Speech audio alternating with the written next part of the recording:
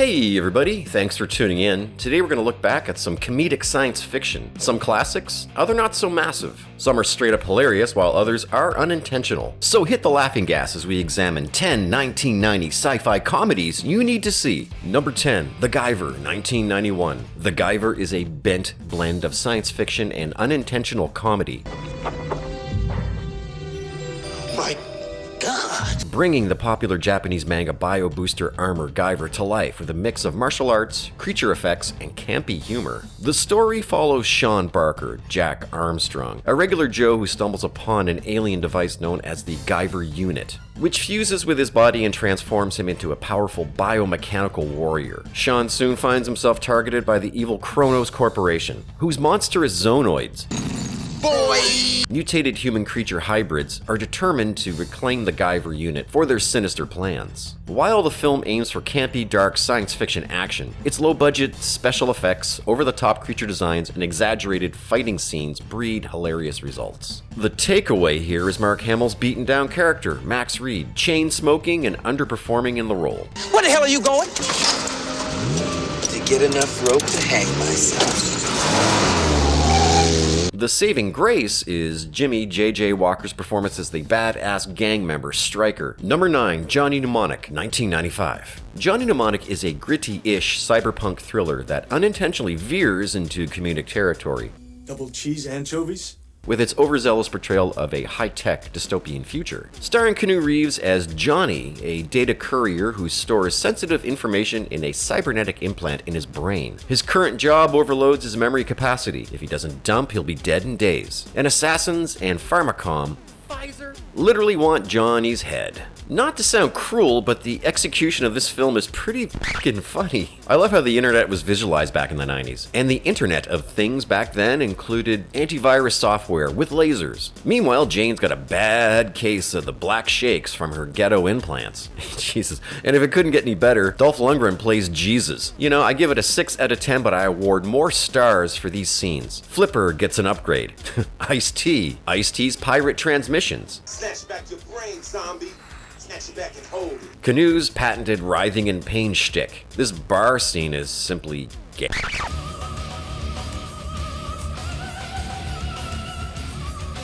And why do they never get bar scenes right? And that's the rundown on Johnny Tepid. I mean, it's okay. Number 8, Waterworld, 1995. Greta Thunberg prophesies that the world will be underwater by 2023. She should have referenced this thing. Mad Max flows through Waterworld. Dry land is the new Diesel, a male Zamuda with gills on his ears. I mean, he's Aquaman. Clearly. Enter Hopper Smokers, a salty gang of pirates with an unbelievable fleet of jet skis, mobile aqua park, and an endless supply of cigarettes. Oh, that's why they're called smokers. I figured it was because of their carbon footprint. And how in the f*** do you guys even get gas? Anyway, you funny movie, you. Nothing's free in Waterworld! And it's not every day you see Jean-Ann Triplehorn making out with a fish. Deacon isn't Dennis Hopper's strongest role, but on the other hand, Merman may be Costner's. Womp womp. Number 7, Ed Wood, 1994. True, Johnny Depp's biopic about cult filmmaker Ed Wood isn't science fiction, but Plan 9 from Outer Space is. Sort of. The film Ed Wood is poignant and pretty goddamn hilarious. Cops! We don't have a permit. Run! The making of a film disaster usually is. You've got to get through that door. Got it. Perfect. Especially for one of the most disastrous movies of all time. You're wasting your life making shit! The story's core is Wood's endearing determination as a filmmaker and his dedication to an unlikely friend, the aging junkie horror icon Bela Lugosi. Hilariously performed by Martin Landau in an Academy Award-winning performance. You were great as Karloff's sidekick. Sidekick? Fuck you! Yes, friends, truth is stranger than fiction. We discover Ed Wood has a penchant for cross-dressing. And yes, he seeks advice from Orson Welles in a pink chiffon sweater and a pencil skirt. He attempts to complete Plan 9 without the appropriate permits. Run! Struggling to direct undirectable actors. Say, who's a lug? I want you staying away from the old Willow's place. And trying to keep Lugosi alive. This was one of my favorite movies back in the 1990s. If you were a fan of Depp when he could do no wrong and gut-bursting biopics, well, this could be your taco. Number 6, Space Truckers, 1996. Let's be honest, a freedom convoy can't exist in space if you're not an independent trucker. Luckily, John Canyon is. And this is a man who doesn't give two fucks and won't be pushed around even when he's wrong. The underdog B sci-fi adventure on its own is okay, not bad, totally watchable. Hopper's performance isn't madcapped like Billy from Easy Rider, so when a routine job goes sideways, Canyon, along with his reluctant crew, played by Stephen Dorff and Debbie Mazur, find themselves transporting a highly dangerous load of killer robotic soldiers co-opted by E.G. Saggs and double-crossed his genius scientist Nadell to steal the position of POTUS. Nadell ushers in the funniest dynamics in the film after capturing Canyon, Cindy, and Mike. And even in space, it's ass or grass, nobody rides for free. So Cindy is coerced to oblige Nabel's sexual ultimatum. And when it's time to pay up, Nabel tries to engage his two-stroke engine. That's like a lawnmower, but Nabel gets it in the end. If I had an anus, I'd probably soil myself.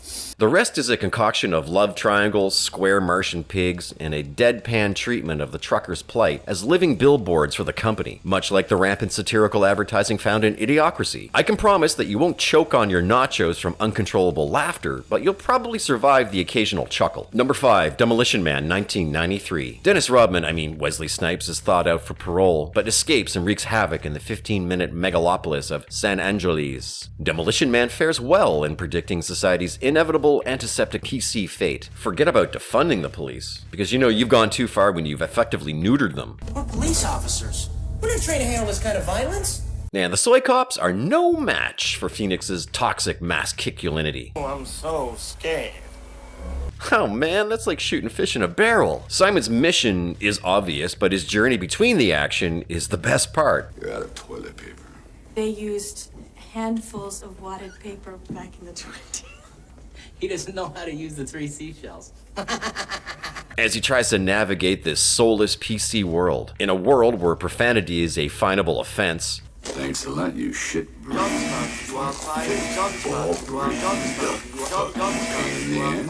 Taco Bell, if you watched it in the US, is the only restaurant that exists after the franchise wars, so I'm guessing diarrhea hasn't been outlawed. So much for the seashells. So why not check it out again? At the very least, you can ogle Sandra Bullock in her first supporting role. Let's go blow this guy. Away. Blow this guy away. Whatever. Number 4, Independence Day, 1996.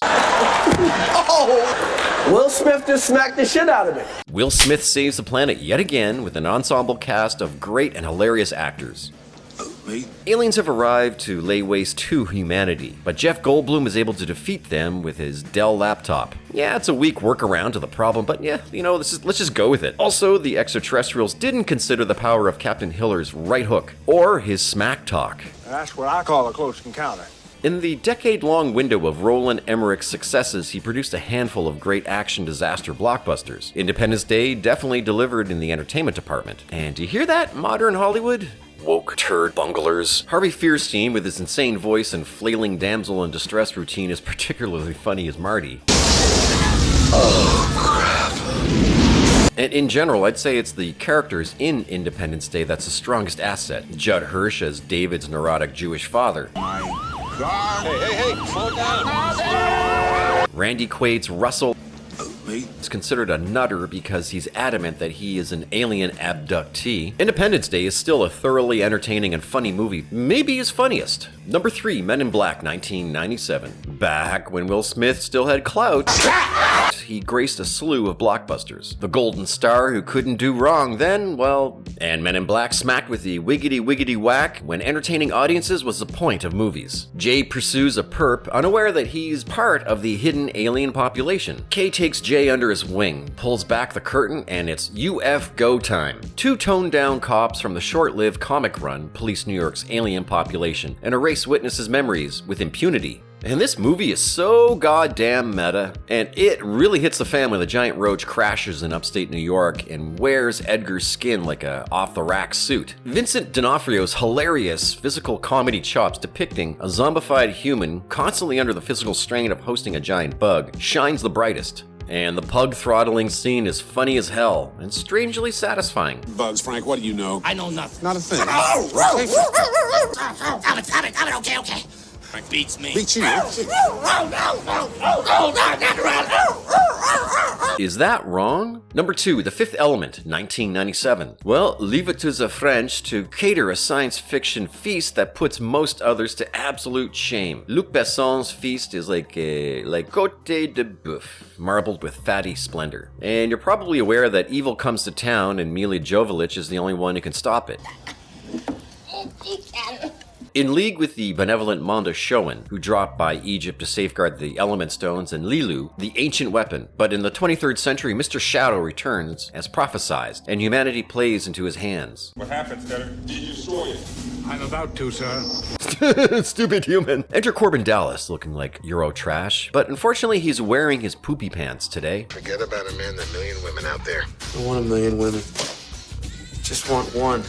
Little does he know that this hopeless romantic will ignite a firestorm of die-hard comedy. Come out to the coast, we'll get together, have a few laughs. It's for the everyman who only wants to find true love. The comedy setup is pretty well done. Dallas contends with a variety of insane characters, a botched robbery by a crackhead.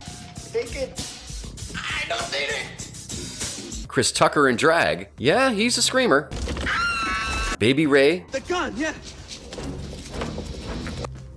Thanks, Ray. Dallas's cat. His mother. You miserable bastard. I never should have pushed you out. It doesn't end. And the best part is Dallas wants nothing to do with any of it. Like he's got a choice in the matter. And if the humor doesn't land for you, you can focus on the visual opulence. Aziz, light! Aziz, light.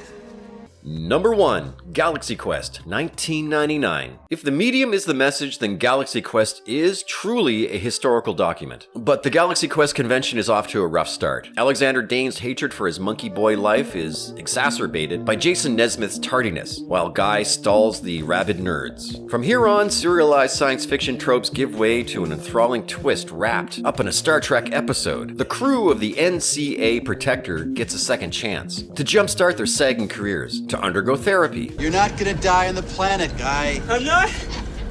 What's my last name? 5 minutes in? Guy, you have a last name. Do I? Do I? I just crewman number 6. Baby! Baby! To actually live out the lives of their TV characters. Would you sit your ass down? Sit.